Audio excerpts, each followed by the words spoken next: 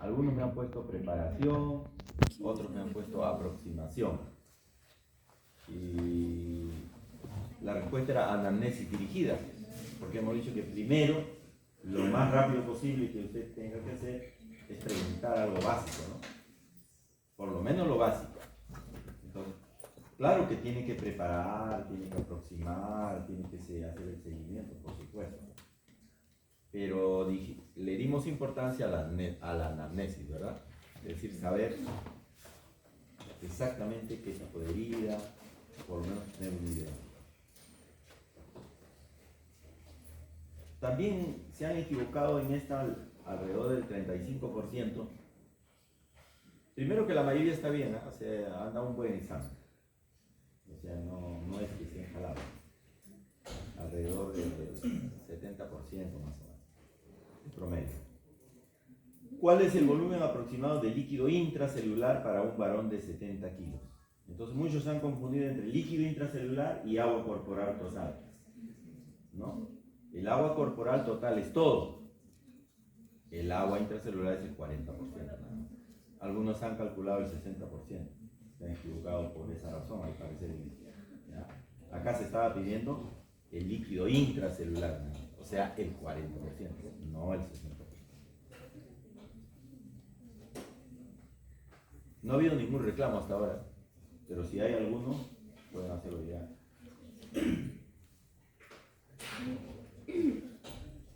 Otra que han fallado y que son de la clase, son preguntas de clase, o sea, preguntas que hemos expuesto, que hemos dicho. ¿Qué tipo de cierre corresponde a la segunda intención? No pensé que se iban a equivocar en esa pregunta, porque lo he explicado varias veces, lo he insistido, ¿no? Cierre de segunda intención. No se confundan. Cierre de segunda intención, el médico no interviene. En la de segunda intención no interviene. En la de tercera intención interviene. En la de segunda intención la herida cicatriza sola. Usted solo la cura, solo la limpia y la herida sola se va a acercar. Eso se llama cierre de segunda intención. Cuando intervenimos nosotros, por ejemplo, la herida está limpia, quiero acelerar la cicatrización, entonces yo lo aproximo, ahí se convierte en tercera intención. ¿Ya? Pero ahí se han equivocado. Muchos se han equivocado, han confundido segunda con tercera intención. Bueno, era obvio que muchos iban a equivocar en esta. ¿Cuál es el límite máximo recomendado para la corrección de la hiponatremia? Más del 40% se equivocaron. No se tomen tan a serio cuando les digo que no hay que memorizar fórmulas y todo. Ustedes se la han tomado a pecho ya. Les dije una salvedad. Hay excepciones en las cuales ustedes... Esta es una excepción. Esta es una excepción. Si usted coloca a una infusión mayor, ¿qué puede pasar? Mielonisis continua. O sea, daño cerebral irreparable. Irreparable. Entonces usted tiene que saber que el promedio más o menos debe ser menos de 1 mil, o sea, 0,5 mil equivalentes litros por hora. Ese, por ejemplo, son conceptos básicos que hay que saber. Eso no es una fórmula, sino es un concepto básico si usted va a manejar el sodio. ¿Ya? E increíblemente, sus compañeros hicieron una buena exposición de interpretación de AGA y electrolitos, y el ejercicio no estuvo a la altura de lo que ellos hicieron. Fue un ejercicio más simple, pero sin embargo se han equivocado más del 30%. ¿No? Es una acidosis respiratoria, ¿no? Sencillo. El problema era muy sencillo, que tenía todos los datos ahí. Un poco más le ponía la respuesta. ¿No? Pero sin embargo, alrededor del 30% se han equivocado. No sé si se han equivocado por marcar, quizás, porque no lo veo muy difícil el ejercicio, ¿no? Es bien sencillo para los que han hecho esto. Incluso para los que no han hecho el seminario, ¿no? Pero la respuesta era acidosis respiratoria. Los de anestesio no lo sé, tendrían que preguntar al de anestesio, ellos se encargan. No sé si tuvieron alguna duda del examen antes de empezar. Ha estado claro, ¿no? Básicamente lo que debemos saber. Muy bien, vamos a ver ahora lo que ya hemos empezado el día domingo. Recién me entero que no todos estuvieron en la práctica, ¿cierto? ¿Un grupo nomás de los de acá o todos estuvieron en la práctica? La mitad, ¿no? Hay una mitad que todavía no ha hecho práctica de la parotomía. Este domingo vamos a hacer, entonces, bueno, serán más beneficiados que los primeros en este sentido. Se supone que esta clase debió ser antes de la práctica. Esta es otra descoordinación que hemos tenido, ¿no? Esta teoría debió ser antes. Entonces hemos tenido que dar un resumen a los que han estado en mi grupo de lo que íbamos a hacer. Me imagino que los otros grupos también les han dado un pequeño resumen de lo que iban a hacer, porque si no, prácticamente... Claro, uno puede hacer la práctica y le voy a decir una cosa, uno puede aprender a operar sin leer teoría, porque la cirugía tiene una parte técnica y la parte técnica a veces se aprende mirando, ¿no? Viendo, participando y haciendo. Es decir, usted ahí pudo hacer, pero eso no es cirugía, no se vayan a confundir, eso es solo técnica pura. La cirugía, la técnica sin conocimientos no se convierte en una ciencia, no es una ciencia, porque usted tiene que tener conceptos claves para hacerlo. Por ejemplo, a los que entraron a operar cerdito conmigo, pudimos hacer una colecistectomía y pudimos identificar la arteria cística. Pero ¿qué pasaría si esa arteria cística no pasa por ahí? Si yo no tengo el concepto, no voy a poder hacer la operación o se me va a complicar. Vamos a ver algo acerca de qué cosas son las incisiones, ciertas cosas sobre la parotomía que deberíamos, como dije, haberlo hecho antes. En primer lugar, ¿cuáles son los tiempos quirúrgicos? Una vez que tenemos al paciente en la sala de intervención, tenemos que conocer los tiempos quirúrgicos, tanto el médico cirujano como la enfermera que nos asiste, porque de acuerdo a los tiempos quirúrgicos, ella va a preparar su instrumental y nos va a entregar el instrumental.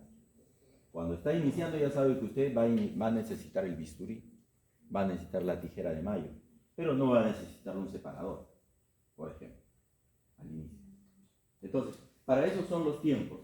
El tiempo quirúrgico se ha separado en periodos, que generalmente siempre es una separación teórica, porque en la práctica estos tiempos se pueden combinar, se pueden hacer un mix. Pero para entenderlo, incisión o diéresis, ¿no? Esa es la primera etapa de un acto quirúrgico, de cualquier acto quirúrgico, esto es cirugía general, ¿no? La segunda etapa es la etapa de hemostasia, como vamos a ver después en sus diferentes formas. Hicimos algunas formas en la práctica. Por ejemplo, ¿qué forma hicimos en la práctica de hemostasia? A ver, ¿quién me dice de los que hicieron prácticas? ¿Qué forma de hemostasia vieron? ¿Ah? ¿No hicieron la práctica nadie de acá? Uno, a ver. Compresión. La compresión con gasa es una forma de hacer hemostasia. Cuando le dice usted a su ayudante que seque, que comprima, es una forma de hemostasia, ¿no? Otra forma, el pinzado, ¿no? El pinzado del vaso que está sangrando, de la zona que está sangrando. Entonces, esa es la hemostasia. El otro tiempo quirúrgico es la disección o exposición, donde nosotros separamos la incisión, ampliamos la incisión, ¿no? Aumentamos el campo operatorio, ¿no? Jalamos y ahí utilizamos ciertos instrumentos también. El cuarto paso es la técnica quirúrgica específica, es decir, lo que yo he venido a hacer a la operación. He venido a sacar el tumor, he venido a hacer una ostomía, he venido a hacer una apendicectomía, he venido a extraer la vesícula, o sea, la operación propiamente dicha. Esa es la técnica quirúrgica específica. Y terminamos con la síntesis, o también llamado el cierre, ¿no? El cierre de la pared abdominal, el cierre de la apertura que nosotros hemos realizado. Esos son los 5 tiempos en forma muy general que ustedes los pueden encontrar en diferente orden o mezclado, pero lo hemos ordenado en esa forma para que no tengan problemas. Las operaciones también, así como se pueden clasificar por su riesgo, como vimos en las otras, se pueden tener este tipo de clasificación en operaciones típicas y atípicas, en operaciones menores y mayores, ¿A qué nos referimos con operaciones típicas? A aquellas que siguen el procedimiento y la técnica reglada o adecuada. Es decir, para realizar determinada operación hay un orden, un plan, ¿no? Como un plano, como unas indicaciones, como una guía. Primero se hace esto, luego se hace esto, luego se hace esto, luego se hace esto. Así.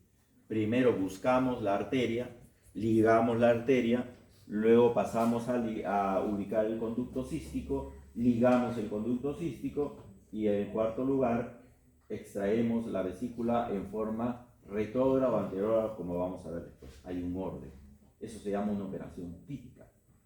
Pero hay operaciones atípicas, donde yo puedo encontrar anormalidades anatómicas. No está como yo pensé que estaba. La anatomía no se nota bien. Entonces no puedo seguir la regla general, tal y como estaba establecida la operación. Entonces yo, como técnico quirúrgico, tengo que optar por una nueva alternativa. De repente no debo ligar la arteria y puedo ubicar primero el cístico. O de repente no ubico ninguno de los dos porque no se ve.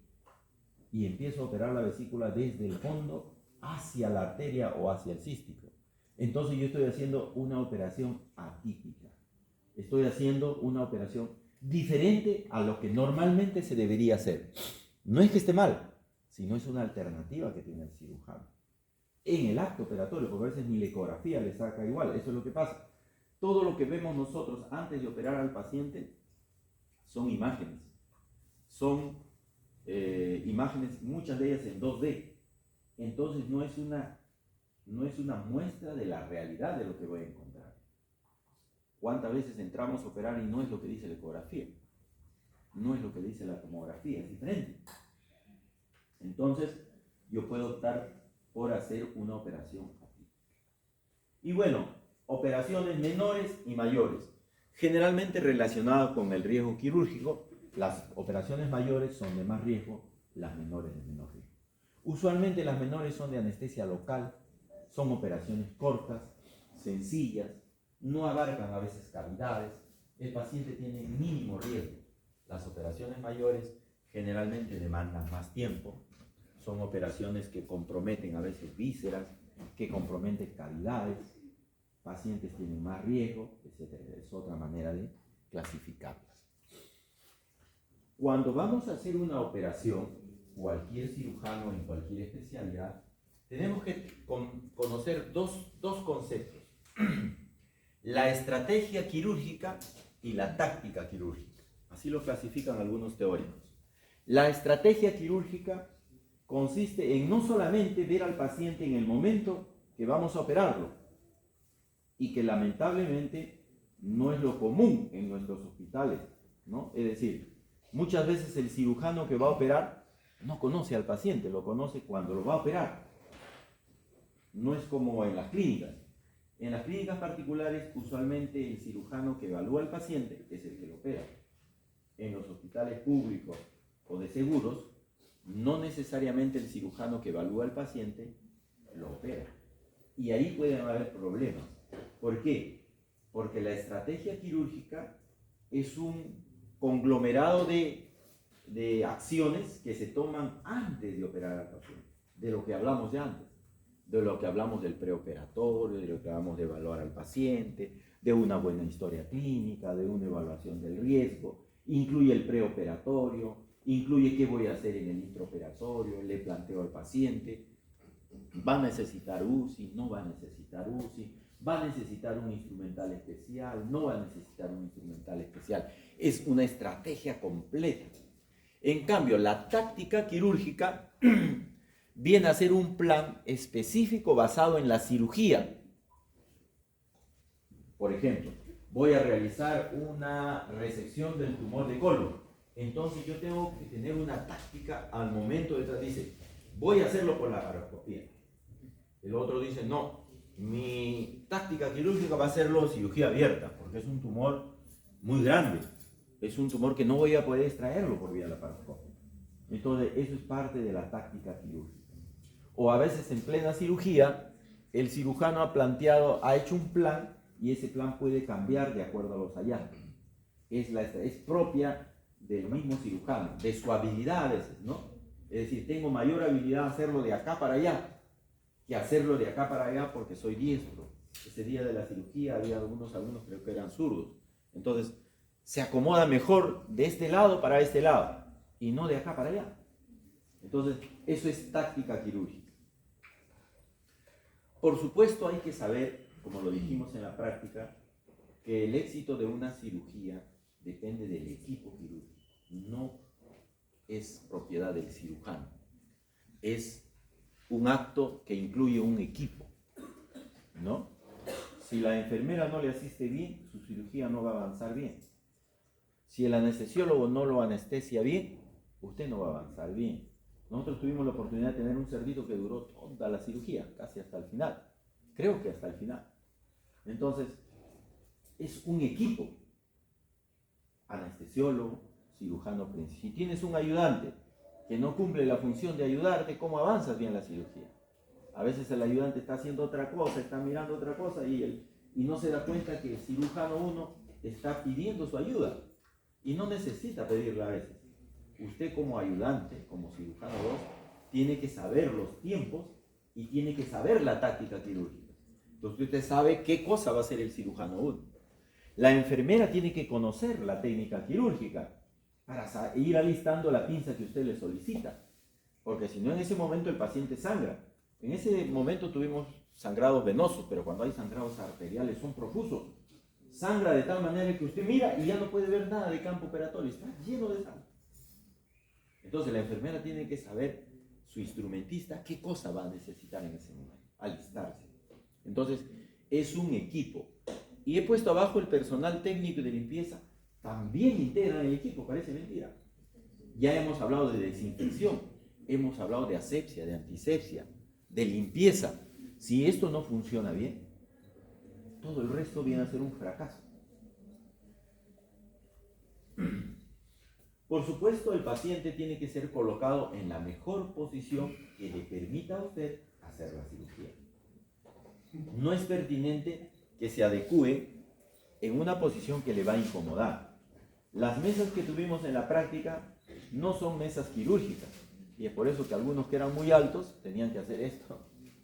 Estaban operando así, ¿no? Se agachaban demasiado porque no estaba a la altura del cirujano. Las mesas de quirófano son mesas regulables y el cirujano con su ayudante tienen que buscar la manera de una altura que les permita operar adecuadamente sin tener retardos por esa posición o daños en su organismo. El hecho de agacharte demasiado, el hecho de operar inadecuadamente en una cirugía laparoscópica porque está muy alto, en ese momento no le produce dolor, pero cuando usted se vaya a la casa, estar 4 horas en esta posición, va a ver cómo le duelen los hombros. Entonces tiene que haber posiciones adecuadas. Hay posiciones generales ya conocidas, ¿no? No van a conocer todas, pero sí de repente requieren conocer la posición supina o la posición de cúbito dorsal. Es la más común, es la más frecuente, es la que deben de saber, ¿no? Pregunta de examen, ¿no? Es la que deben de saber. Eso no se permite no saber en un alumno. Pero sin embargo, si yo le digo cuál es la posición de king chest, no necesariamente tiene que saber, porque yo tampoco me acuerdo, recién ahora que la veo. ¿Ves? Pero sí tengo que saber que es una posición de litotomía. Son cosas básicas que como alumno, como estudiante, tiene que saber. Entonces, la posición de Trendelenburg, porque no solo se usa en cirugía, se usa en otros tipos de posiciones. Ahí tiene la posición supina, la posición de Trendelenburg, ¿no? Que había dos formas, ¿no? Con la cabeza elevada y con los pies elevados, o también se le llama Trendelenburg invertido. Son posiciones que tienen que saber. Sirven a veces, por ejemplo, cuando dan la anestesia. Cuando quieren que la anestesia cambie de plano, el anestesiólogo le cambia a una posición de Trendelenburg.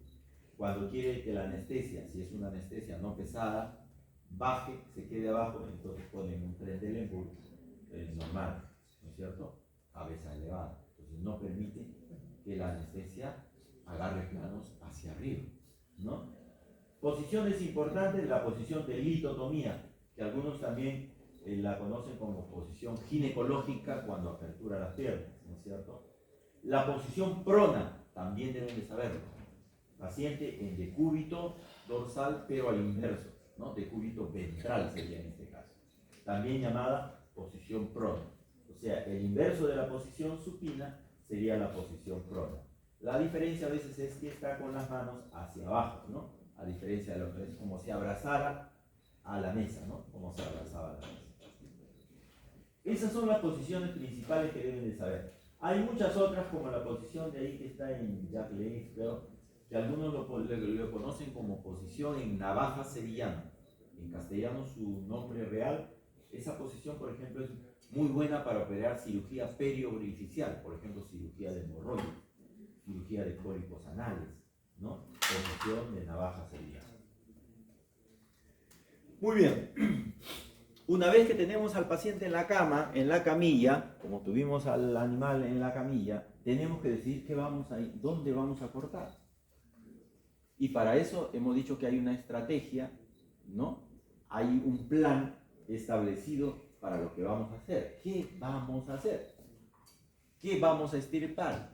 ¿Qué vamos a anastomosar? Y entonces yo tengo que, basado en eso, buscar la incisión más adecuada para que la cirugía sea lo más fácil posible técnicamente. Y para eso tengo que saber los objetivos, tengo que saber la accesibilidad que me da esa incisión, si es extensible o no y qué tan segura es.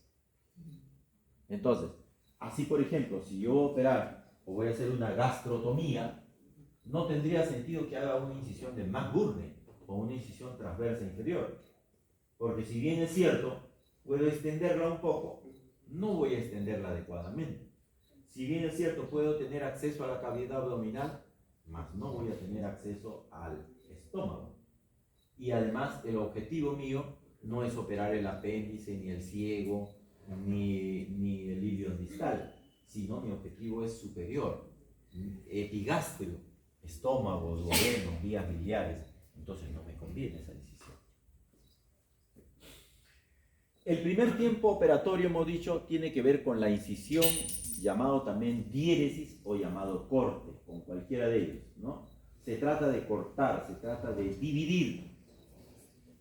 Y entonces, las incisiones pueden ser clasificadas de acuerdo a muchos criterios, ¿no? Por ejemplo, en relación al eje del cuerpo. En relación al eje del cuerpo, las incisiones pueden ser verticales, ¿no? Longitudinales, si usted lo quiere decir, horizontales o transversales, pueden ser oblicuas o pueden ser compuestas, ¿sí? Las incisiones por su forma pueden ser rectas, pueden ser curvas, fusiformes, elípticas o mixtas, de acuerdo a la figura que establece a lo largo de la incisión que usted coloca. Así, por ejemplo, tenemos una incisión subcostal, bilateral o si quieren por su forma, semicircular o elíptica, si le queremos llamar, la primera de ellas. En cambio, en la línea media podemos tener una incisión mediana infraumbilical, es decir, por debajo del ombligo. Podemos tener una incisión supraumbilical, incisión mediana por arriba del ombligo, supraumbilical. Hay incisiones que tienen el nombre propio, como por ejemplo, incisión de Fallenstein.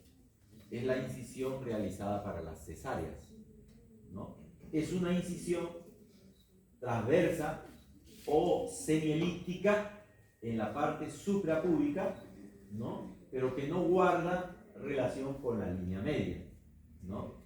Entonces, su nombre personal y todos la conocen así como incisión de Fallenstein. O la incisión oblicua de lupotomía, o llamada también incisión de lupotomía. Por su profundidad, a veces las incisiones pueden ser superficiales o profundas. Siempre se empieza con una incisión superficial y se va profundizando a lo largo de la cirugía. Ya lo dijimos en las clases anteriores por sus condiciones, ¿no? Limpia, contaminada y sucia. Hay algunas incisiones abdominales que deben de saber, ¿ya? Hay algunas incisiones abdominales. Dijimos que nos vamos a centrar en la cirugía abdominal para ejemplo de todas las otras cirugías, ¿verdad? Entonces, Acá traemos diferentes tipos de incisiones que se pueden hacer en el abdomen, ¿no? Y cuando han hecho su práctica, ustedes habrán hecho alguna de ellas, o los que van a hacer la práctica el domingo que viene. Hay algunas que tienen que conocer, por ejemplo, 100%, por decir, no tienen que conocer la incisión de Lanz, no deben de sabérsela, por cultura podrían saber, pero no es obligatorio. Pero sí tienen que saber que es una incisión de cojo o de coche. Es para vesícula, ¿no? Una incisión subcostal. Costal derecho. Claro, eso sí tiene que saber. Eso sí tiene que saber. Entonces, una incisión mediana o de la paraleloplanía mediana tiene que saber. La incisión de McBurney tiene que saberla porque es la incisión Al apéndice. más general de apéndice, Ajá. ¿no es cierto? Posible. Que obviamente se está dejando de lado por la cirugía laparoscópica. Pero a veces es necesario abrir al paciente. Entonces, incisión de McBurney. No confundirla con la incisión de Rocky Davis, que no está acá, que la vamos a ver después, que también es para apéndice. La diferencia es que mientras la de McBurney es oblicua, la de Rocky Davis es transversa.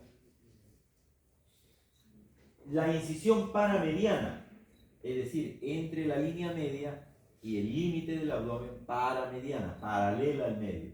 Muy poco usada actualmente porque es muy sangrante, muy eventrógena, más difícil de cerrar porque estás en pleno plano muscular, ¿ya?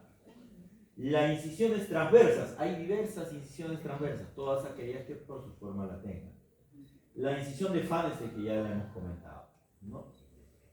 Hay que conocer conceptos básicos de anatomía quirúrgica de la zona que vamos a intervenir, porque si no podemos hacer una incisión donde no debemos, ¿no? Por ejemplo, acá tenemos que debemos conocer, si vamos a operar el abdomen, los componentes de la cavidad abdominal y su posición.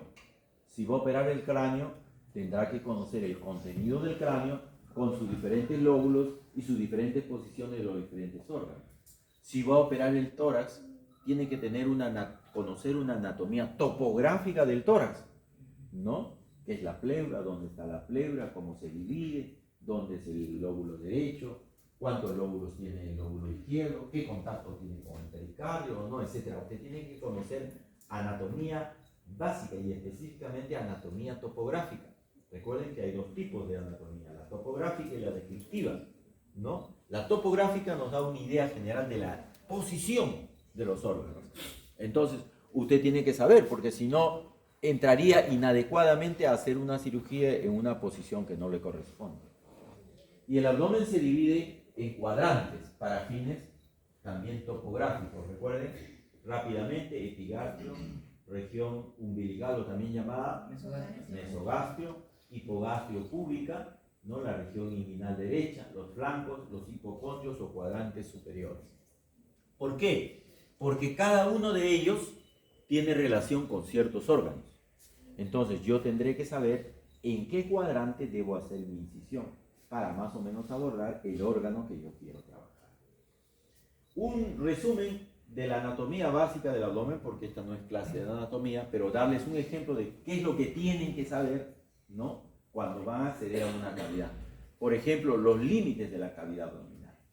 A veces se cree que la cavidad abdominal es solamente hasta las costillas y no es así, ¿no? La cavidad abdominal está más arriba de la zona de las últimas costillas, ¿no es cierto? Tiene un límite superior que es el diafragma, tiene un límite inferior que es la pelvis y las paredes posteriores en ambos flancos.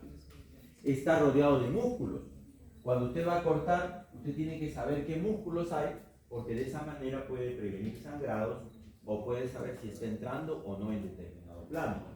Reconocer los músculos largos como los músculos rectos del abdomen que estamos viendo cuando hace una incisión transumbilical o una incisión mediana, supraumbilical o infraumbilical, ¿no? Conocer cuál de ellos, en qué sitio están los músculos, cómo se conforman. Saber que hay músculos anchos, como por ejemplo el músculo oblicuo externo o oblicuo mayor, que van de arriba a abajo en forma oblicua, ¿no? Y rodean hasta converger junto con el músculo recto, ¿no? Hay un músculo oblicuo interno que va a la inversa, ¿no? Y todos esos planos usted lo va a conocer.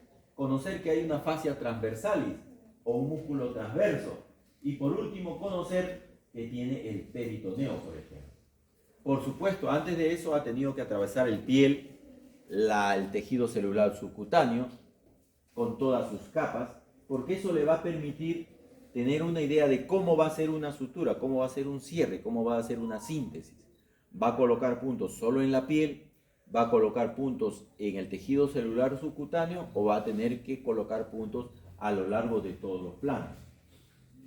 Es importante que nosotros sepamos que cuando colocamos un punto o una sutura, esta sutura tiene que ser también de acuerdo a la técnica quirúrgica que se establece para realizar los nudos y suturas, ¿no? A veces algunos he visto que han hecho la práctica de suturas, pero todavía no están practicando adecuadamente. En la casa tienen que practicar. La técnica se logra solo practicando. Si usted no practica, no va a tener técnica. Es practicar, practicar y practicar para poder hacer los nudos adecuados.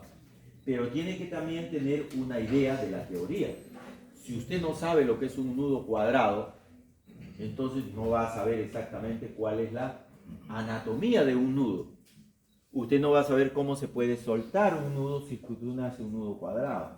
En la práctica que hicimos tuvimos la oportunidad de ver cómo es un nudo suelto, cómo puede ser de peligroso, cómo se corre el nudo suelto cuando usted no ha hecho el nudo y el contranudo correspondiente, o el seminudo y el contraseminudo correspondiente. Los que van a ir a esta práctica, les recomiendo que practiquen esta semana antes de ir a su práctica para que sea más provechoso y podamos avanzar con más cosas. Eso se practica en la casa, ¿no? Los nudos a una mano, los nudos a dos manos, los nudos con pinza, los nudos sin pinza, los nudos con aguja o los nudos sin aguja. Eso tiene que practicar en la casa para ir a la práctica, ¿no? Imagínense que si se practica para ir a la práctica con un animal, usted se imagina lo que tiene que ser para trabajar con el ser humano. No se puede dar el lujo de fallar ahí, ¿no? E incluso en el animal tampoco. Hay que hacerlo como si estuviéramos haciendo una cirugía. Muy bien, hemos dicho que hay planos, que hay que conocer esos planos desde la piel, tejido celular subcutáneo, reconocer el color, reconocer que cuando veamos algo blanco nacarado estamos entrando ya a las fascias o aponeurosis, saber que ese es un tejido fibroso, saber que no se corta con qué tijera y con qué tijera no se corta tal o cual tejido. Entonces, es importante saber todo esto en la estrategia, en el plan que voy a hacer de la quirúrgica. ¿Qué sutura voy a usar? Por ejemplo, si tengo una fascia, tengo una aponeurosis, no voy a cerrar con una sutura absorbible. Tengo que cerrar con una sutura que por lo menos tenga una absorción a largo plazo, o de preferencia un hilo que no se absorba, por ejemplo. Acá tenemos algunos de ellos. Entonces, ¿qué hacer cuando el músculo sangra? ¿Puedo cortar el músculo o no puedo cortar el músculo? Usualmente tratamos de separarlo, pero a veces es necesario cortarlo. Entonces, es importante saber o no qué es el peritoneo, cómo lo reconozco. Una placa delgada, una lámina translúcida. Cómo tener la seguridad de reparar el peritoneo antes de aperturar la cavidad, porque puedo confundirlo con un intestino y cortar el intestino. Entonces, todo eso es importante para hacer una buena práctica quirúrgica, ¿no? Ya hablamos sobre lo que es las incisiones, y entonces vamos a ver algunas características de por qué hago tal incisión y no hago la otra. Algunas ventajas tendrán algunos con respecto a otras. Por ejemplo, la incisión mediana es la incisión más universal, más conocida, la más practicada. ¿Y por qué razón? Por muchas razones. La primera razón es porque me permite tener un campo, el mejor campo operatorio para ver cualquiera de los órganos de la cavidad intraabdominal. Es una incisión que puedo empezarla desde muy pequeña y extenderla fácilmente. Porque recuerden que la incisión mediana está en el encuentro en la línea alba entre los dos músculos rectos. Entonces es una incisión poco sangrante. No va a encontrar casi músculo. Los músculos están a los costados, según la anatomía que hemos visto. Entonces usted va a entrar, es una incisión que rápidamente se entra a la cavidad abdominal. Cuando usted tiene una cirugía de emergencia, no sabe lo que pasa, un traumatismo abdominal cerrado o un traumatismo abdominal abierto con lesión, la incisión, por excelencia, la incisión mediana, es rápida. Usted puede entrar rápidamente, en menos de 5 minutos estar en la cavidad intraabdominal para calmar el sangrado, por ejemplo, de un aneurisma roto disecante. No va a estar haciendo usted una incisión transversa, demora mucho. Es una incisión más difícil de realizar, no se extiende más allá de lo que debe ser, ¿no? La incisión mediana puede ser hacia arriba, se llama supraumbilical, hacia abajo se llama infraumbilical, y a nivel intermedio se puede llamar incisión supra e infraumbilical o transumbilical. Se puede cortar el ombligo en el centro y hacer que sea solamente una incisión. Las incisiones paramedianas ya hemos dicho que ya no son usadas en la actualidad, son las que están al costado. Son incisiones que iban directamente al órgano, pero ¿cuál es el problema que tienen? Hay mucho tejido, mucho músculo que está ahí. ¿No ves que está cruzando el oblicuo mayor, el oblicuo menor, el transverso? Entonces cada uno va en dirección diferente. Entonces aperturarla es más difícil, es más sangrante. Es una incisión que para cerrarla es más difícil. Es por eso que producen eventraciones o hernias incisionales. No lo usamos ya frecuente, pero pueden ayudar para ciertos casos. Por ejemplo, si viene un paciente con una lesión en la zona paramediana, ¿para qué le voy a hacer otro corte? Amplío el corte paramediano y por ahí no se opera, por ponerles un ejemplo. La incisión subcostal, ¿no? Hay subcostal derecha, subcostal izquierda. Es una incisión más directa, pero también es más sangrante. Pero ¿cuál es la ventaja que tiene? Que aborda directamente los órganos que quiero operar. Es por eso que es la incisión más utilizada para extraer la vesícula, porque permite directamente ir la vesícula, pero tengo que cortar los músculos, ¿no? Demora más que una incisión mediana. Con una incisión mediana también puede extraer la vesícula, pero está más alejado de la zona de vesícula. En el cerdito pudimos ver la vesícula directo porque hicimos fue una incisión, tremenda incisión supra-infra, desde todo, ¿no? Pero cuando vas a operar a un paciente de vesícula con una incisión, tienes que hacer solamente aquí arriba, si es que quieres hacer con la mediana. No le vas a hacer hasta abajo para la vesícula, ¿no? Ha ocurrido casos, ¿no? A veces entran pensando que es apendicitis y termina siendo vesícula. Tienen que cambiar de apéndice a vesícula. Es una incisión subcostal derecha o incisión de Kocher o Kocher, ¿no? Está bien descrita, es una incisión que comienza por debajo, ¿no?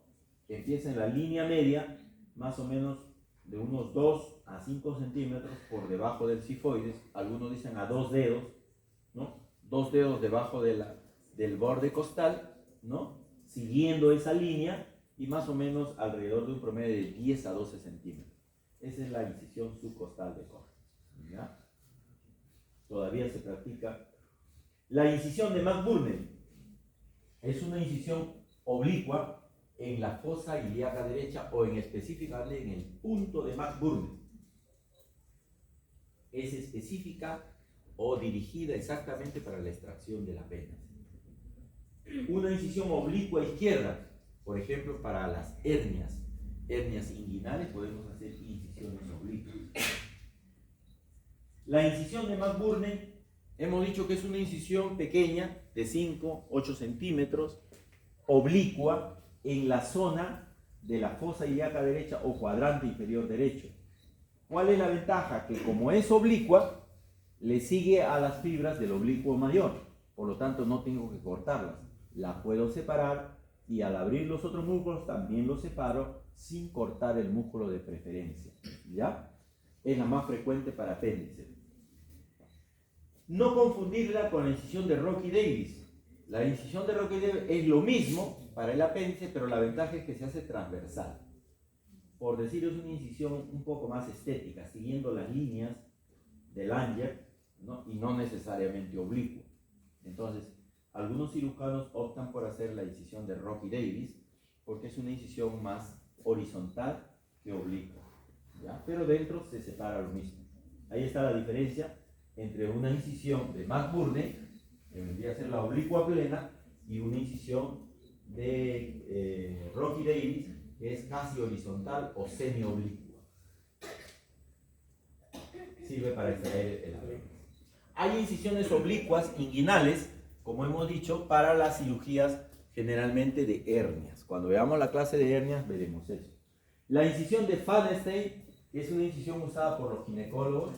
La mencionamos acá porque también entran a la cavidad abdominal. Es una incisión suprapúbica, ¿no? Se separa la piel, el tejido celular, la aponeurosis, y cuando llega al músculo, los músculos rectos se separan, se dilucionan, no se cortan, y recién después de separarlo eso, recién se corta hacia abajo la aponeurosis transversa y el peritoneo, y se accede al útero para extraer al bebé en una cesárea de emergencia.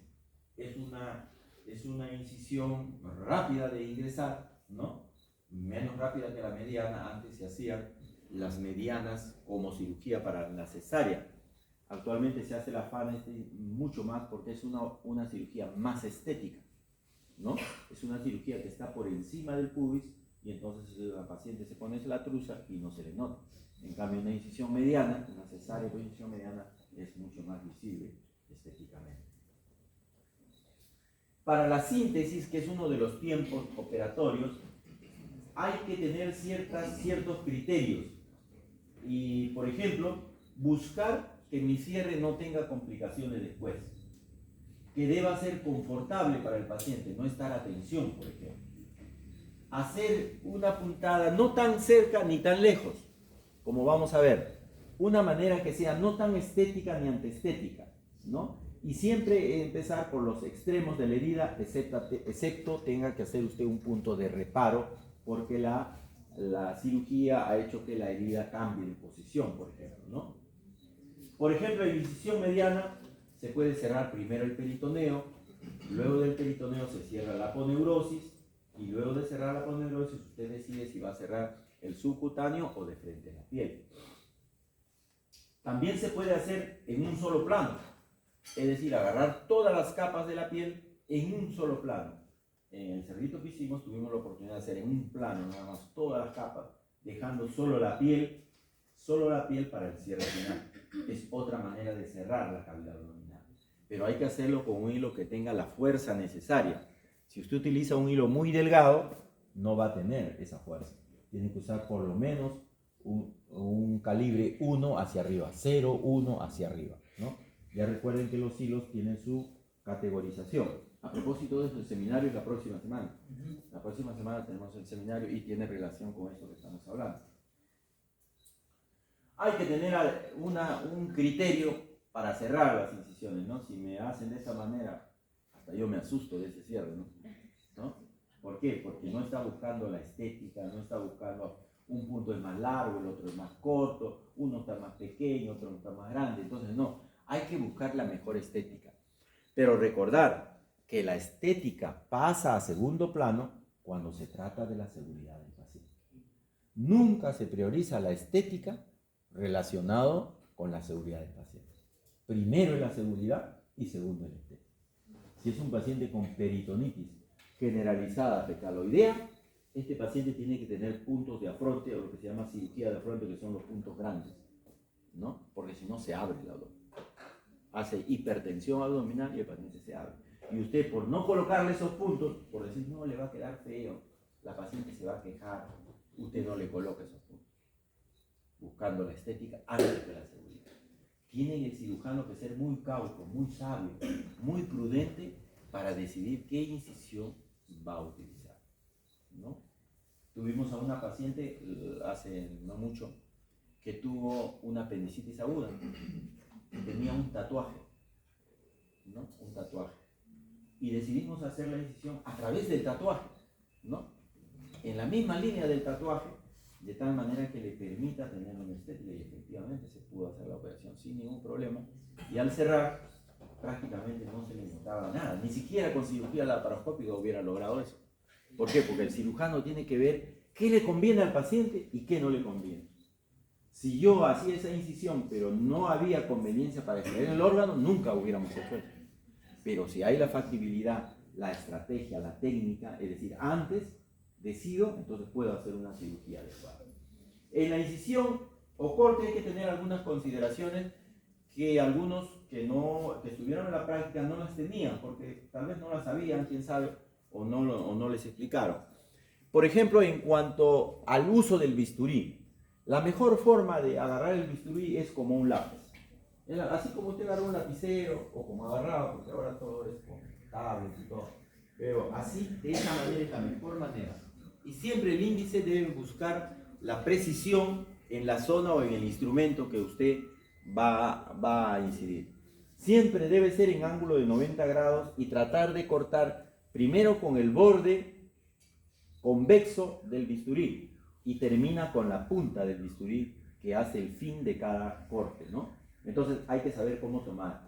Tener cuidado en el manipuleo del bisturí, porque si no, usted puede cortar a la persona que le ayuda, al instrumentista, ¿no? Y es sumamente peligroso y transmitir enfermedades a través de ella.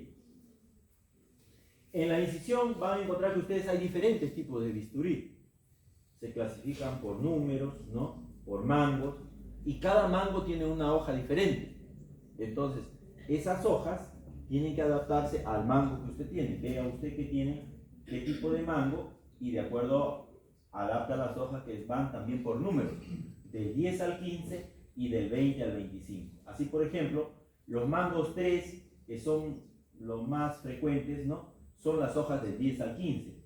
Y los mangos del 4 para adelante son las hojas del 20 al 25. Asimismo hay diferentes formas de bisturí. Como están viendo ustedes acá abajo, ¿no? Hay bisturís en tamaño y en forma. Algunos vienen en punta directamente y otras vienen en semipunta y otras en forma cóncava. Entonces hay que saber qué es lo que debo utilizar cuando voy a realizar una cirugía. Si es una cirugía menor, prefiero el bisturí en punto. Si quiero hacer una incisión elíptica pequeña de un lunar, de repente prefiero la incisión en punta que el otro tipo de bisturí. En este tiempo de incisión o diéresis también tenemos que ver el uso de las tijeras. La tijera más comúnmente usada es la tijera de Mayo, ¿ya? Y la tijera de Metze, ¿no? Hay muchas tijeras, muchas otras tijeras, pero las que deben conocer ustedes es la de Mayo y la de Metze, ¿no? Quien no conozca la tijera de Potts es aceptable, pero que no conozca que es una tijera Mayo no es aceptable.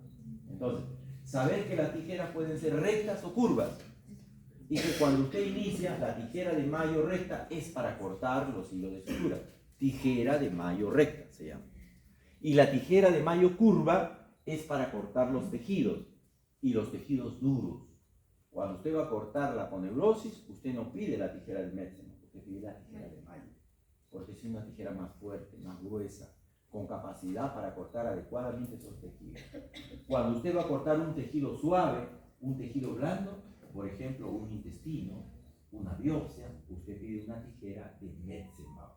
La tijera de Metzenbauer es más corta, más delgada, más fina, ¿ya?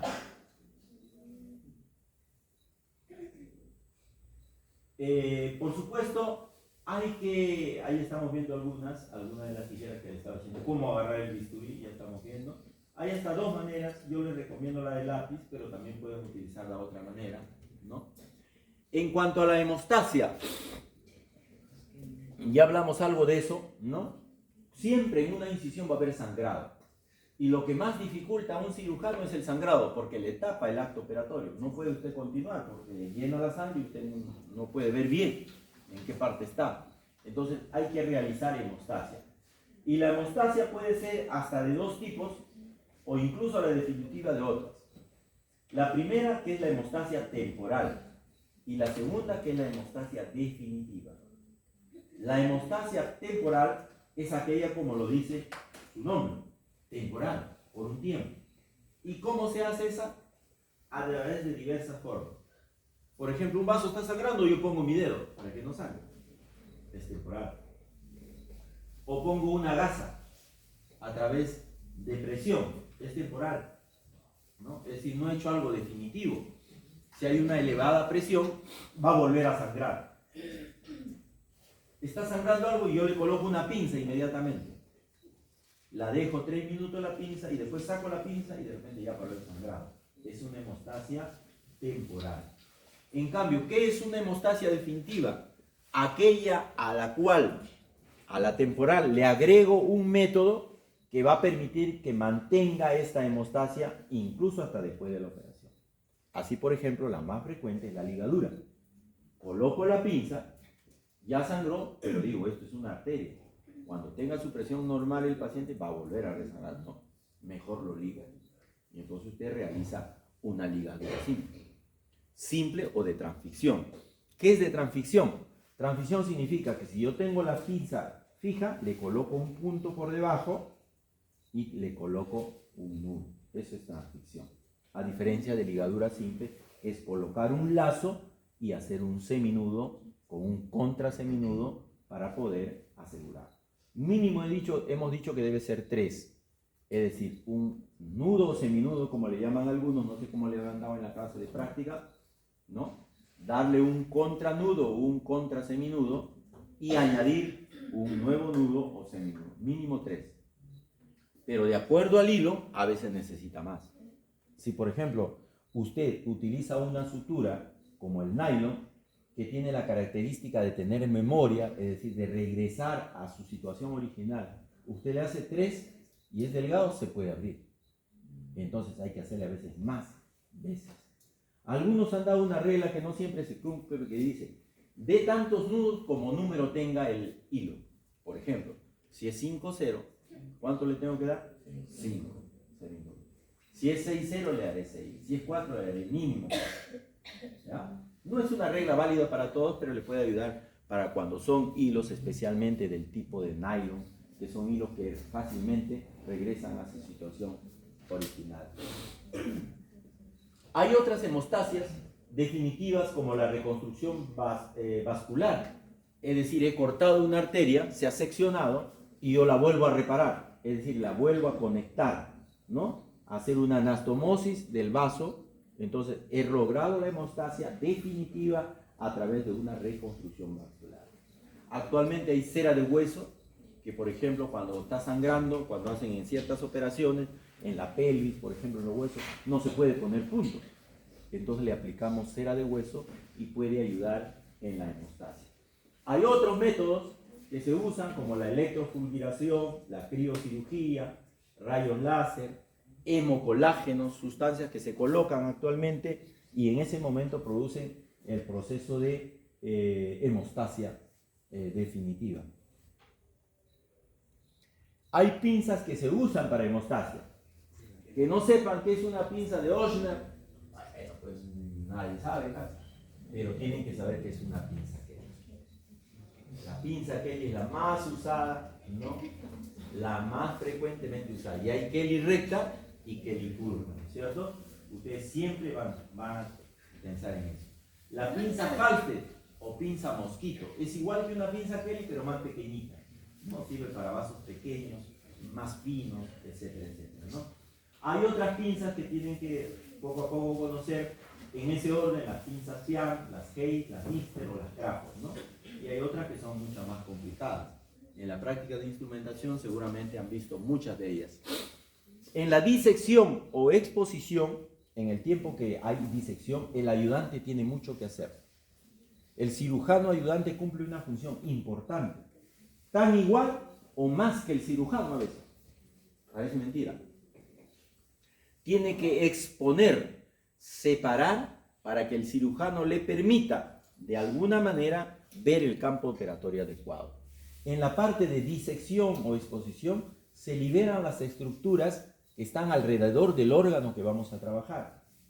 Si vamos a trabajar en el vaso, pues liberaremos y trataremos de buscar que el vaso esté accesible al cirujano. Puede hacerse con gasas, con torundas, con pinzas, cortante, separar las adherencias, separar con gasas, con campos grandes, etcétera, etcétera. Disección o exposición, ¿ya? A veces hay que cortar, a veces está pegado, adherido, y entonces tiene que cortar. A veces solamente tiene que traccionar, nada más para separar los tejidos o las asas. Luego de haber separado y tener al alcance el órgano, ya viene la técnica quirúrgica específica. Es decir, ¿qué he venido a hacer en el paciente? He venido a extraer este órgano, he venido a reparar este órgano, he venido a crear una nueva forma de comunicación entre los órganos. Eso se llama técnica quirúrgica específica. Y el motivo de esta exposición no es eso, ¿no? En las siguientes clases vamos a ver las técnicas quirúrgicas específicas de haber hecho todo este proceso que es general para todos. Una vez que he realizado la técnica quirúrgica específica, he hecho la apendicectomía, por ejemplo, entonces termino haciendo la síntesis, el cierre de la herida. Y para eso usted tiene que conocer qué es un portaaguja, cómo se agarra el portaaguja, cómo se usa, qué partes tiene un portaaguja, qué es la cremallera, cuánto se presiona, en qué posición se agarra el portaaguja, cómo debe estar la aguja. He notado que algunos no saben cómo colocar la aguja en una posición adecuada para que le permita hacer la síntesis adecuada. Siempre se recomienda que la aguja sea dividida en 3/3, especialmente las agujas curvas o semicurvas. Tercio externo, tercio proximal y tercio medio. Y la pinza debe estar colocada en el intermedio entre el tercio proximal, o diría el tercio proximal y el tercio medio. Y debe estar a 90 grados en relación al eje del portaaguja. Y tiene que estar bien al borde. No puede ser que usted ponga la aguja acá. Tiene que estar lo más al borde, pero que agarre y ajuste adecuadamente. Porque si usted coloca acá, cuando coloca el punto, estas puntas le van a dificultar hacer la sutura. ¿Ya? Todo eso hay que hacerlo practicando. ¿Ya? Quizás si nos da el tiempo vamos a tener una esto de práctica. Lo hacemos a veces vía web, ¿no? Para que practique. Ustedes deben tener ya les han indicado sus elementos para práctica. Tener su tela, o si compra su sintético, tener su portaaguja, su equipo mínimo pakistaní, aunque sea, pero que le permita practicar la destreza básica que usted tiene que saber cuando llegue al internado. En el internado no va a practicar, ahora tiene que practicar. En el internado ya tiene que saber ir llegando a hacer una sutura adecuadamente, porque va a trabajar con humanos, no con chanchitos. ¿Ya? En el proceso de síntesis hemos dicho que tiene que conocer los hilos. Tiene que saber cuándo se usa una sutura para determinado tejido y cuándo no. Tiene que saber cuál es la numeración de los hilos, ¿no? A más ceros, más delgado. A menos cero, menos delgado. Tiene que saber los tipos de aguja. Y tiene que saber la teoría de los diferentes tipos de puntos. Punto simple, punto Surrier cruzado, puntos de Pack, puntos de Lemberg, cuando hace intestino, por ejemplo, puntos de Cushing. Todo eso son teorías que tiene que conocer para saber qué sutura va a realizar, ¿no? Recordar que las suturas deben estar más o menos, la separación entre ellas, entre promedio 1 centímetro, es decir, entre punto y punto, en promedio debe ser 1 centímetro. Una manera práctica es medir con el borde de la pinza. Usted está poniendo el punto y el siguiente punto usted coloca la pinza, el borde, y ese más o menos es 1 centímetro, ahí debe colocar el siguiente punto. No debe estar muy alejado del borde, porque la idea es que la herida cicatriza cuando los bordes están bien unidos o cercanos. No ajustar demasiado el punto en el primer punto, porque si usted ajusta demasiado le va a producir hipoxia, y la hipoxia significa cicatriz más permanente, o puede haber dehiscencia de la herida. Entonces, un ajuste que le permita acercar. La idea de una sutura es acercar. El siguiente contranudo, ese sí tiene que ser muy fuerte. O cuando va a ser una hemostasia, ¿no? Definitiva. A veces hay que saber cómo iniciar y cómo cerrar una herida. Sea, por ejemplo, con una herida simple o una herida continua, cuando no tiene un lazo al otro lado. Tiene que utilizar el lazo continuo que estaba usando, como lo va a ver en la práctica. Diferentes de tipos de hilo. Hasta el momento se está buscando la sutura ideal. No hay sutura ideal, pero sí hay características que nos permitan saber qué hilo es el más adecuado, ¿no? Tiene que ser estéril. Antes se usaba hilos de acero, ¿no? Hilos de metal. Ahora ya no se usa mucho. Y recuerden que a lo largo de la historia se han usado diferentes tipos de hilos. Los tipos de catgut que usaban antes son pocos usados, pero se usaban de animales. Ahora los sintéticos están en su apogeo. Debe ser fácil de manejar, menos reacción tisular, buena resistencia, ¿no? No tiene que ser deshilachable y tiene que ser absorbible con mínima reacción inflamatoria. Muy bien. ¿Alguna pregunta en esta primera parte? Y vamos, si no, vamos a hacer un descanso para proceder. Dime. Es muy importante, en un PPT salía que el bisturí, como se dice, se puede agarrar de la forma de lápiz, pero dice que se puede agarrar de tres formas, en uno dice que es en forma de violín, en forma de lápiz y en forma de, no recuerdo, pero decía que por cada forma va a depender mucho de qué tejido vas a ingresar, superficial, Claro. de piel, órgano y de sección, creo que decía. Ya. Eso sí, Hay muchas formas, ustedes pueden encontrar diversas porque la técnica, recuerden que depende del que hace la técnica, ¿no? Es como la forma de pintar, yo lo pinto de arriba para abajo, el otro usa el pincel hacia acá, el otro usa el pincel hacia acá. Todas pueden ser válidas, sin embargo hemos dicho que en las clases vamos a ir recomendando lo que consideramos lo más adecuado. Entonces nosotros recomendamos, y la mayoría recomienda en la forma de lápiz, pero hay otras formas que pueden usarse. La forma de lápiz puede usarla en cualquiera. Esa es la ventaja. Claro, la ventaja de la forma de lápiz es que la puedes usar en cualquier forma. Por eso es la más conocida y la más aceptada. Pero las otras, hay incisiones cuando agarras el bisturí así te da más fuerza. Y por ejemplo, en tejidos duros, entonces el lápiz puede ser muy blando, digamos, y con eso no tienes seguridad. Por ejemplo, quieres sacar un hueso que está adherido, ¿no? Y no te permite con los instrumentales, entonces tienes que aplicar fuerza, de repente puedes usar otro método. Y a veces la técnica se puede adaptar al que realiza la técnica. Yo puedo hacer variaciones de la técnica siempre que no escapen del parámetro común, ¿no es cierto?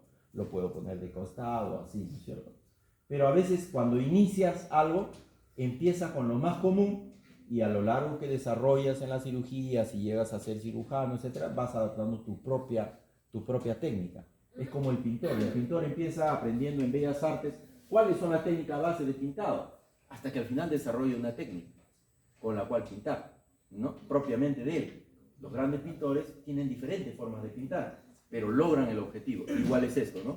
Se te indica una generalidad, algo que es lo frecuente, que lo practican mucho, pero al final tú dices, doctor, esto me va muy bien. Y al final haces un trabajo y demuestras de que efectivamente esta técnica va tan bien como la otra. ¿Ya? ¿Algo más? Bien, entonces descansamos unos 5 o 7 minutos para pasar a la segunda, ¿ya? Decisión subcostal, ¿qué había que mencionar? Subcostal, ¿qué más dijo? La mediana y las transversas. La mediana, no, pero subcostal, dice que no hay mucha hemorragia ahí. No, la mediana es la que no hay mucha hemorragia. La subcostal sí, porque tienes que cortar los músculos. Dice que es mínima la hemorragia. Lo que pasa es que en la subcostal la hemorragia es contenida. Es decir, tú cortas el músculo, pero amarras. Cortas, amarras. O si no, con el electrobisturí cauteriza, entonces no sangra mucho. Pero cortas el músculo. Pero el que más sangrado es el que más sangrado tiene la paramediana. La paramediana porque está llena de músculos. Y a veces hay que cortar porque no se puede separar mucho. Por eso ya no se usa mucho.